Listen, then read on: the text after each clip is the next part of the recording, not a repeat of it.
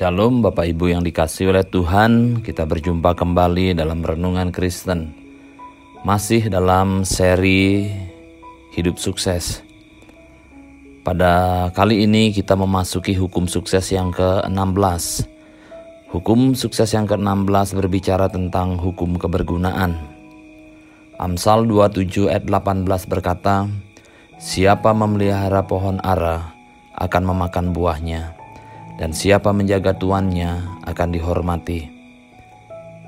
Alkitab menganggap sebagai dosa ketika Anda memiliki daya guna tetapi tidak mau melakukannya. Istilah Alkitabiah dosa tidak hanya mengacu pada pembunuhan, kebohongan, perzinahan, atau pencurian. Dengan kata lain, dosa bukan hanya tentang melakukan hal-hal yang salah. Dosa juga tentang tidak mau melakukan yang benar. Gagal berbuat baik adalah salah. Yakobus 4 ayat 17 berkata, "Jadi jika seorang tahu bagaimana ia harus berbuat baik, tetapi ia tidak melakukannya, ia berdosa." Alkitab mendesak orang Kristen menjadi berguna. Anda dapat mengikuti hukum kebergunaan, baik karena alasan agama, untuk menghindari melakukan dosa, atau hanya karena Anda ingin menjadi profesional yang sukses. Ada banyak orang yang berpikir bahwa mereka tidak perlu melayani orang lain karena mereka tidak membutuhkan siapapun. Jadi mereka memilih menutup diri, baik karena alasan malu atau karena bangga diri. Perilaku semacam ini membatasi pengembangan profesional mereka. Yesus dengan jelas berkata, "Siapa ingin menjadi yang pertama, harus menjadi yang terakhir, dan menjadi hamba dari semuanya." Markus 9 ayat 35. Dalam konteks ini, menjadi pelayan adalah cara lain untuk mengatakan bahwa Anda harus berguna bagi semua orang. Tidak ada perusahaan yang mau mempekerjakan Anda jika Anda berpikir hanya untuk memenuhi kebutuhan Anda sendiri. Anda dipekerjakan untuk memenuhi kebutuhan perusahaan. Perusahaan harus mendapatkan untung untuk usahanya tetap berlangsung. Sebab jika tidak, maka akan berakhir dengan kebangkrutan. Dalam perumpamaan tentang kantong emas, Yesus membahas prinsip yang menakjubkan tentang kepercayaan dan kemajuan karir profesional. Karyawan yang menghasilkan pengembalian 100% pada bisnis tuannya menerima hadiah berikut. "Baik sekali perbuatanmu itu, hai hambaku yang baik dan setia. Engkau telah setia dalam perkara kecil, aku akan memberikan kepadamu tanggung jawab dalam perkara yang besar. Masuklah dan turutlah dalam kebahagiaan tuanmu." Berapa banyak karyawan yang menjadi setia dengan berharap suatu hari menjadi manajer yang baik dan setia. Banyak yang berharap dipromosikan terlebih dahulu dan kemudian menunjukkan dedikasi dan loyalitas mereka untuk bekerja. Seharusnya mereka membuktikan diri cakap bekerja, loyal, setia, jujur, bekerja keras, dan lainnya. Promosi pasti mengikuti. Jika Anda menjadi manajer, haruskah Anda mempromosikan seseorang yang belum terbukti kinerjanya dan prestasinya? Tidak sedikit yang gagal menghasilkan keuntungan bagi perusahaan. Bahkan ada yang menempatkan perusahaan pada resiko yang sangat berbahaya. Sahabat pendidikan Kristen, hasil akan selalu mengungkapkan kenyataan. Dan hasil profesional bagi karyawan ini adalah konsekuensi. Hanya profesional yang siap, kompeten, jujur, dan berkomitmen yang akan mendapatkan posisi dan promosi. Bagi perusahaan tertentu, lelang jabatan dilakukan untuk mendapatkan profesional terbaik dengan fasilitas gaji dan tunjangan terbaik. Apa yang Anda tahu tentang yang Anda kuasai? Anda harus menemukan diri Anda menjadi yang paling berguna bagi perusahaan. Pelajari apa yang Anda kuasai dan fokuslah pada hal tersebut. Jika Anda belum pandai, mungkin dalam segala hal, bekerja keraslah untuk unggul dalam sesuatu. Ketika seorang karyawan menjadi berguna, maka ada waktu dia akan menjadi penting. Tidak masalah apakah perusahaan itu milik Anda atau milik orang lain. Apakah itu milik keluarga Anda atau kelompok asing. Tidak masalah apakah pekerjaan Anda saat ini baik untuk karir jangka panjang Anda atau tidak. Jika Anda ada di sana, jadilah berguna bagi perusahaan dan semua orang yang Anda tangani. Salomo berkata, siapa melindungi tuannya akan dihormati. Amsal 27 ayat 18b. Manajer yang tanggap akan memperlakukan karyawan dengan baik, menghargai upaya karyawan, dan membuat mereka tetap termotivasi dan produktif. Tapi itu tidak selalu terjadi. Kita seringkali tidak menyadari bahwa ketika ada perusahaan lain yang menawari pekerjaan dengan fasilitas dan gaji yang lebih baik merupakan sebuah undangan karena mereka mengenal kualitas dan dedikasi kita. Jika perusahaan tempat Anda bekerja gagal memperhatikan siapa yang pantas mendapatkan perlakuan yang lebih baik, cepat atau lambat seseorang di perusahaan lain akan memperhatikan. Jika Anda seorang manajer, perhatikanlah mereka yang pantas diperlakukan dengan hormat dan pastikan itu. Jika Anda pemilik perusahaan, perhatikan apa yang Alkitab sarankan.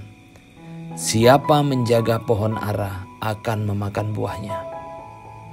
Ayat ini juga memberikan nasihat bahwa karyawan yang bekerja keras dan mendatangkan keuntungan pantas menikmati jerih lelahnya. Jika perusahaan berjalan dengan baik, kesuksesannya harus untuk semua karyawan. Dengan bertindak adil dan berbagi buah dengan karyawannya, perusahaan akan mendapatkan reputasi yang baik.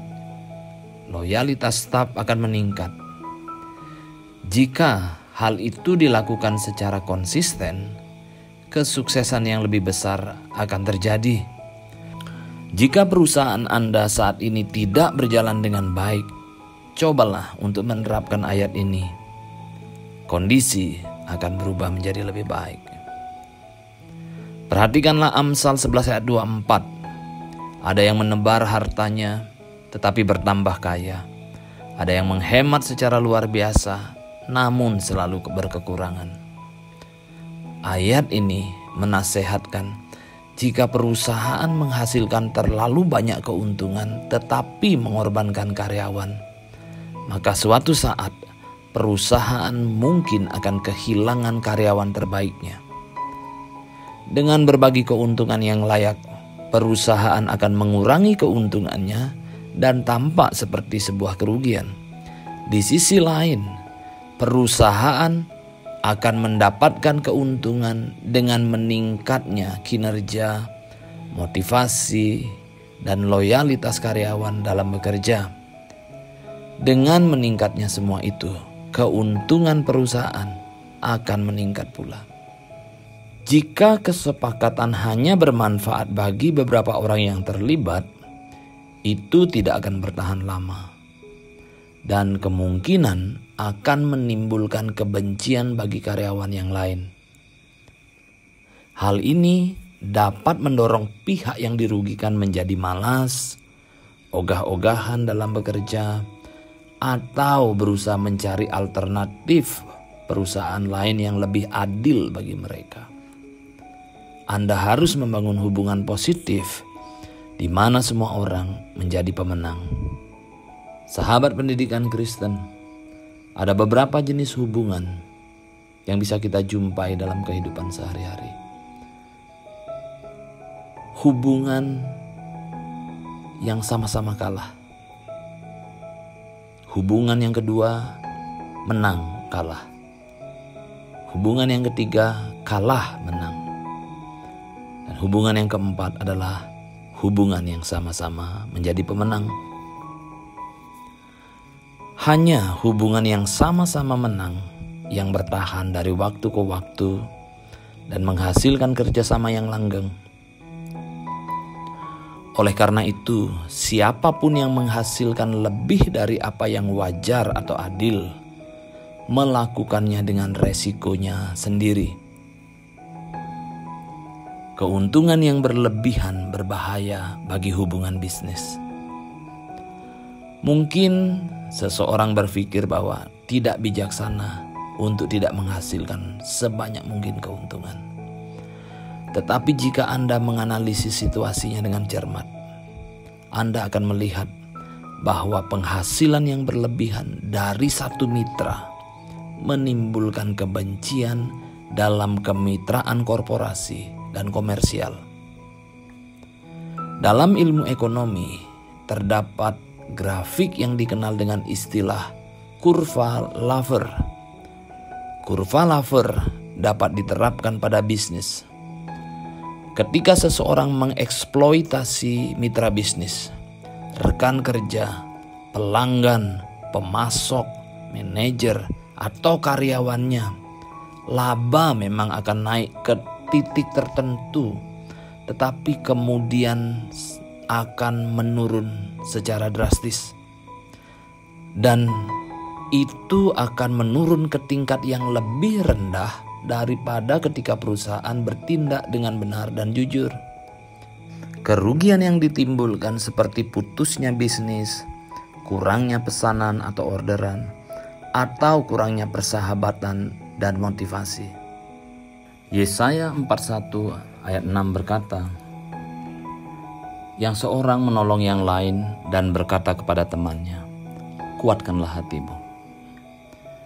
Ketika Anda menerapkan hukum kebergunaan, baik untuk tim atau konsep menang-menang atau sama-sama menjadi pemenang, kemampuan untuk menjadi pemain tim sangat penting.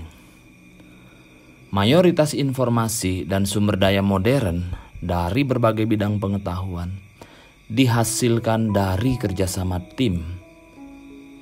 Dalam pikiran saya, tidak mungkin ada seorang dokter, insinyur, atau manajer yang bekerja secara efisien tanpa ada dukungan atau bantuan dari orang lain. Kita semua membutuhkan bantuan dan hubungan untuk menghasilkan lebih banyak dan lebih baik. Situasi bisnis sangat membutuhkan kelompok atau tim yang dapat bekerja secara harmonis. Pengusaha-pengusaha besar harus berbisnis dengan orang lain untuk mencapai tujuan mereka. Mereka mencari orang-orang yang mengikuti jalan pikiran mereka. Napoleon Hill mengatakan penting bagi kita untuk memiliki mastermind, di mana dua atau lebih pikiran digabungkan untuk mendapatkan ide besar, ketimbang bergerak dengan ide-ide kecil atau parsial. Tidak satu pun dari mereka akan mencapai kesuksesan dengan melakukannya seorang diri. Mereka pasti membutuhkan sinergi tim. Jim Collins, penulis Built to Last, dan salah satu pemikir paling dihormati di dunia dalam bidang manajemen mengatakan, kita harus membangun tim dengan orang yang tepat di posisi yang tepat. Untuk melakukan ini, ia menawarkan tips bermanfaat berikut. Kenalilah nilai-nilai penting perusahaan, dan semua itu harus mendarah daging di dalam setiap anggota tim. Yang kedua, jangan melakukan pengawasan manajemen mikro yang super ketat, tetapi bangunlah motivasi agar mereka bertanggung jawab. Berikan pemahaman bahwa mereka tidak memiliki pekerjaan, tetapi tanggung jawab. Beritahu tim agar melakukan apa yang telah disepakati. Pegang kata-kata mereka. Tanamkan semangat yang besar untuk setiap anggota tim. Lee Iacocca berkata, Anda tidak akan sukses lama dengan menendang orang-orang di sekitar Anda. Sahabat pendidikan Kristen, demikian uraian tentang hukum kebergunaan. Kiranya uraian kali ini akan memberkati kita semua. Amin.